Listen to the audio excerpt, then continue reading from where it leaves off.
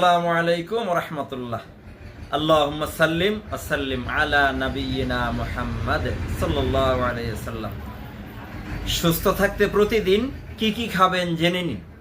আজকের ভিডিও তাদের জন্য যারা ঠান্ডা, কাশি, হাঁপানি, হাঁচি সমানে আসছে, নাকদা পানি পড়তেছে, ঠান্ডা একবারে অস্থির হয়ে গেছেন গা, ওষুধে আপনার শরীরে কাজ করছে না, তারা কেমনে প্রাকৃতিক উপায়ে আপনার ঠান্ডা এবং হাঁচি কাশি ভালো করবেন, আজকে তার ঘরোয়া একটা ফর্মুলা। তো এই যে বন্ধুরা, এই আপনারা দেখতেছেন আমার হাতে হলো কাঁচা হলুদ। আমি হলুদটা প্রথমে কাঁচা হলুদ গুঁড়া করে নিছি।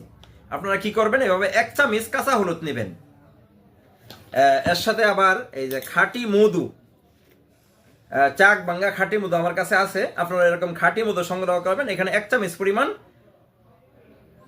মধু নেবেন, দুইটা একসাথে সুন্দর করে গুটবেন। জি, সুন্দর করে ভালো করে মিশিয়ে নেবেন, এভাবে মিশিয়ে নেবেন।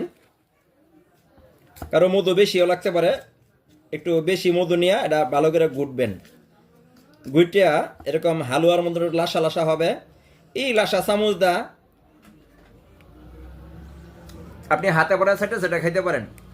এটার কাজ হলো আপনার যে ডাস্ট, কোল্ড, অ্যালার্জি যে জিনিসটা আছে, যেটার কারণে হাঁচি, কাশি বা শ্বাসকষ্ট বা নাকদা পানি পড়া আসে, ওই অ্যালার্জি ঠান্ডা হয়ে যাবে এবং এটা হলো ঘরোয়া ফর্মুলা, স্থায়ীভাবে ভালো হয়ে যায়। এরকম আরও ভিডিও পেতে যারা ফেসবুক থেকে দেখছেন আমাকে ফলো দিয়ে পাশে থাকতে পারেন, যারা ইউটিউব থেকে দেখছেন আমার চ্যানেলটা সাবস্ক্রাইব করে রাখতে পারেন।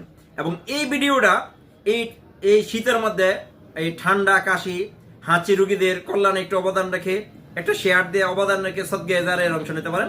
আসসালামু আলাইকুম ওয়া রাহমাতুল্লাহ।